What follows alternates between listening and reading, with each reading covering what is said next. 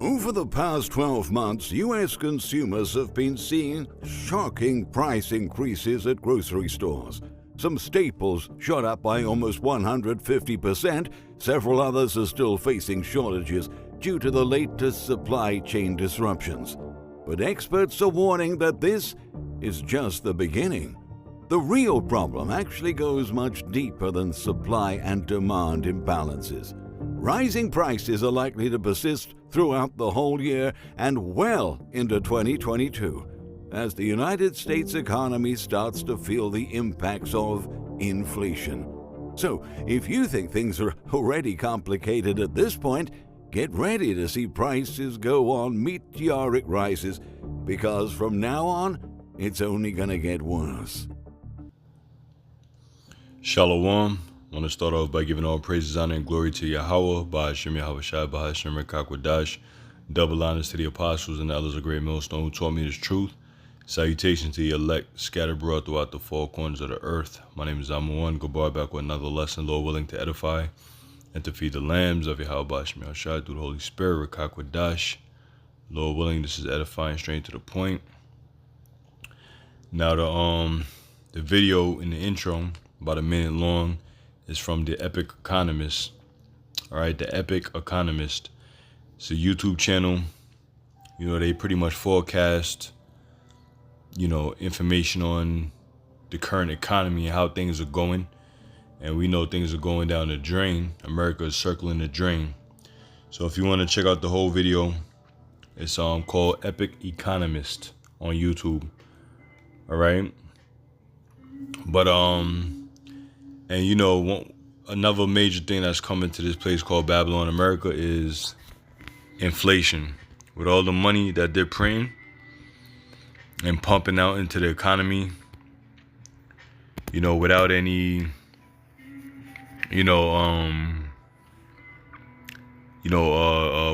works or services, Salakia, without any, people, providing their bodies as a form of making money, like legit. They just putting money out there, man. They're just pumping that cash out there at the FRNs or whatever. And all that's gonna do is lead to inflation, which is to stimulate the economy artificially. So it's all gonna catch up at the end of the day, and it's gonna be noticeable when people start seeing grocery prices doubling. A loaf of bread from $3.99 or $2.99 to $7.99. That's a lot. That's a lot for a loaf of bread. Almost $10 for one loaf of bread. That's a lot of money. A gallon of water for $5, $6.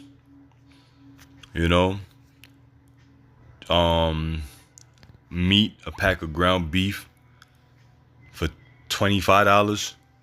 That's inflation, and that's where this economy is going. All right, and that's exactly what the elites want. And there's several videos and articles out there about people talking about how jobs are hiring because the economy is opening back up and businesses are opening back up, but nobody are applying for these jobs because they're making more money to stay at home than they would if they do apply and start working at these jobs. You know what I'm saying? So the elite, these devils, these elites, they know exactly what they were doing. It's a strategic demolition job, so to speak, to demolish the world's economy. You know what I'm saying? And there's one video a brother has sent, one particular individual talking about how certain restaurant businesses were paying people $50 just to fill out an application to come and work for them.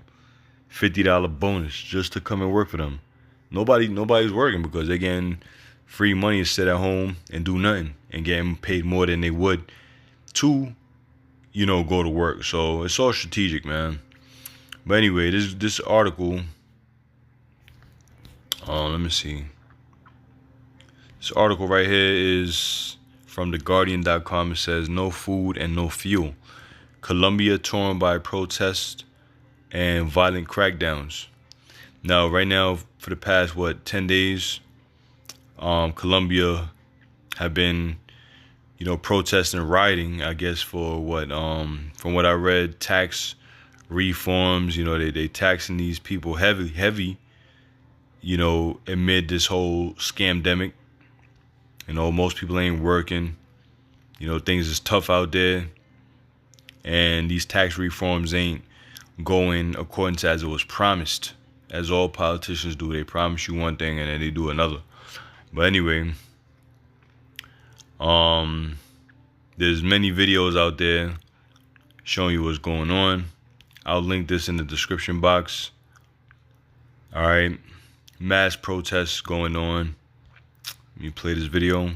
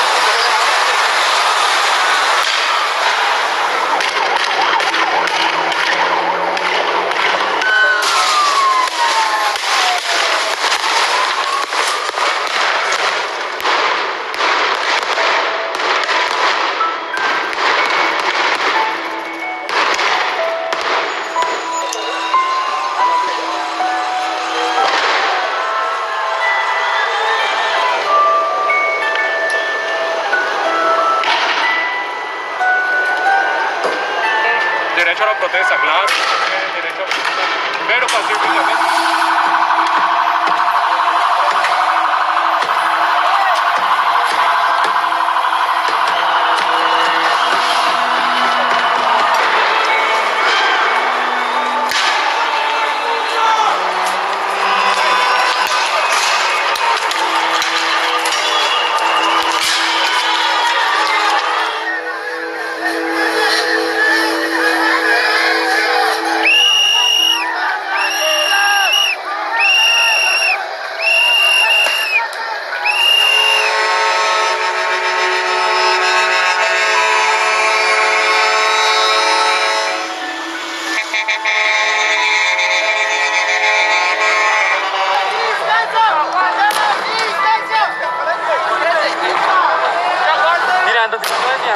Están tirando desde arriba. Véanlo.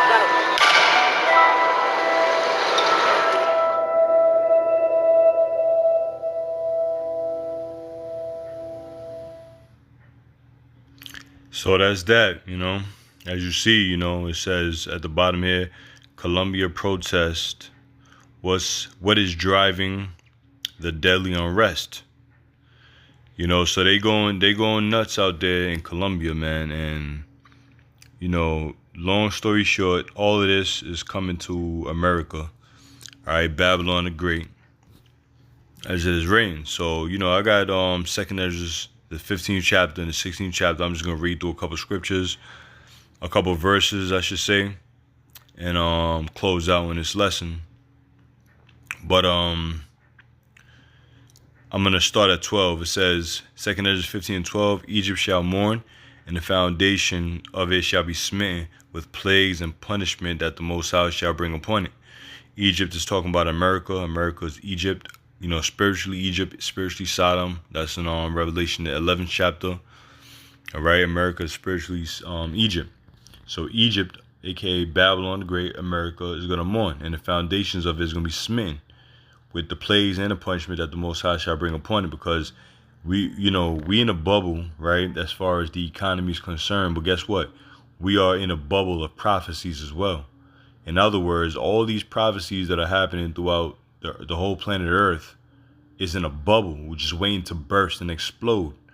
And, when a bubble pops, man, then that's it. Everything that was holding it together is just going to explode. So, the Most High is really saving America Babylon the Great for last, like the cherry on top of a cake or the icing on top, you know.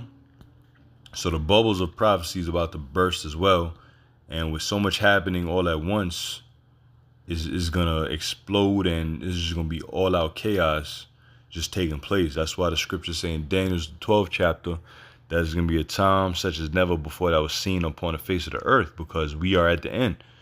Habakkuk the 2nd chapter, at the end it shall speak and not lie, though it tarry, wait for it. This is the end. This is the end. There's no time ever like there is now that we're living in. So we're living in some great and marvelous times, man. You know what I mean? Some heavy times, all right? So it says, verse 13, they that till the ground shall mourn, for their seed shall fail through the blasting and hail, and with fearful consolation. All right, because what's going to happen at the end of the day? It's going to be famine. All right, the worst thing that can happen to a nation, a kingdom, is famine. All right. Verse 14 says, woe to the world and them that dwell therein, for the sword and the destruction draweth nigh, and one people shall stand up to fight against another, and swords in their hand. For there shall be sedition among men, and invading one another. They shall not regard their kings nor their princes, in the course of their actions shall stand in their power. And we've seen a glimpse of that in the video I just played, what's going on in Colombia, all right, which this has been happening throughout the four corners of the earth, over the past years, but more so now than ever, at the very end, all right? And all of this is going to happen here in America, which has already been happening, but it's going to come a point where people are going to just say, to hell with the government, to hell with, Biden or whatever current president. Lord willing, Biden is the last president of this captivity. They're gonna say to hell with him, to hell with the government, to hell with the cops, police, military. We gotta do what we gotta do to survive and get by. So the course of the action gonna stand in their power. People gonna do what they need to do to get by. A man shall desire to go into a city and shall not be able, for because of the pride, the city shall be troubled, and the houses shall be destroyed, and men shall be afraid. Which what they're gonna do is cut off borders, pretty much to divide this place, all right, divide these nations and divide America pretty much, so that people cannot just travel, leisure, with their leisure, from one border to the next, from Florida to Georgia, or from New York to Jersey, or whatever. They're gonna cut off these borders and make it to where you won't be able to go into a city. It says, for because of their pride, the city shall be troubled, and the houses shall be destroyed, and men shall be afraid. A man shall have no pity upon his neighbor, but shall destroy their houses with the sword, and spoil their goods, because of the lack of bread, and for great tribulation. That's what's coming. All right, that is what's coming, man. And yeah, GMS, Great Millstone, we sound like a broken record because we spitting the facts. You know what I'm saying? The truth don't change. All right, the truth do not change. It don't change, and it don't. We don't water it down and sugarcoat it and try to switch it up, try to be all charismatic for the audience sake. Nah, to hell with all that shit, man. All right, we are practicing this thing because we know it's about to go down. You know what I'm saying? And it's gonna go down. And when it does go down, for those who took heed and made the Lord Yahweh Bashim Yahweh Shai their rock and their foundation and refuge, are gonna be all right. But for those who were mocking and scoffing, talk about, oh, y'all say the same thing, or Jacob's trouble been happening, ain't gonna be no Jacob's trouble, or take the jab and all this other bullshit. All these men are gonna be found to be liars when that time comes. All right. So it says, behold, saith the Lord, I will call together all the kings of the earth to reverence me, which are from the rising of the sun, from the south, from the east, and Libanus, to turn themselves one against another and repay the things that they have done to them. Like as they do yet this day unto my chosen, so will I do also, and recompense in their bosom, thus said the Lord. So in other words, the Lord is going to execute vengeance upon the heathen, just like the scriptures say. All right, so let me jump over to verse, chapter 16. And I'm going to jump to 17. It says, woe is me, woe is me. This is Ezra. Woe is me, who will deliver me in those days. Ezra seeing the end time. All right, he's seeing the end of Babylon the Great. He's seeing the end of the world, the very end of the world, right before Yahweh Shai come to deliver his elect. So he's saying, woe is me, who would deliver me in those days? Because what he was seeing was terrible. All right, what he was seeing was absolutely terrible. You know, just like how you wake up from a prophetic dream that all hell broke loose and you wake up with your heart racing and, you know, it's pretty, you know, scary and severe. Well, Ezra seen a vision. It was a heavy vision.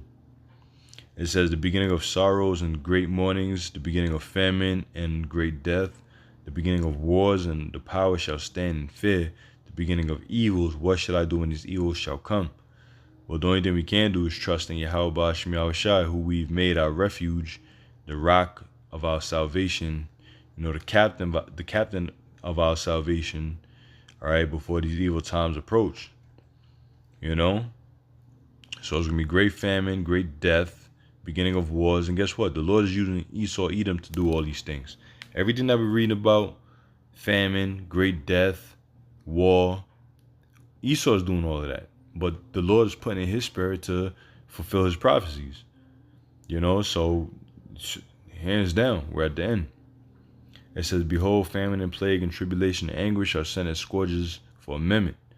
But for all these things they shall not turn from their wickedness, nor always be mindful of the scourges. But victuals shall be so good cheap upon the earth that they shall think themselves to be in good case. Victuals are what? Goods, food, all right? The things you get at your grocery stores and, you know, to get by. Right now it's cheap. Right now it's cheap. You know, you could literally go in a dollar store, you know, go to the food section and pick up, you know, anything you want. Whatever's in the dollar store, Dollar General, Dollar Tree, is $1, literally. You could go buy 50 cans of food for $50 and walk out. $50. That's cheap. But real soon when that inflation kick in, it ain't gonna be like that. They're gonna have to adjust, you know, their goods for the current currency prices and so on and so forth. You know?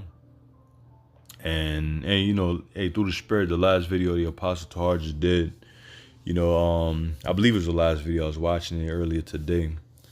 But he was talking, you know, he briefly mentioned about how he was telling, you know, brothers to pick up some silver or whatever. You know, hey, pick up some silver. If you still can, pick up some silver, pick up some precious metals, because it's gonna be good for as long as it is gonna be good for. You know what I'm saying? Because at the end of the day, it's not gonna save you. But just like Bitcoin, like he mentioned Bitcoin too. Just like Bitcoin went from absolutely nothing, all right, like literally a few dollars or cents, all right, years ago, back what, 2011, I believe, few cents. Now it's what, $60,000 at its peak, $60,000, from nothing to $60,000. So if something on a computer screen could rise in value out of nowhere, just like that, then how much more something that's of actual value? Like the scriptures tell you in the book of Genesis, with the first time it even mentioned silver and gold is when it was talking about Abraham. It says Abram was rich in cattle, silver, and gold.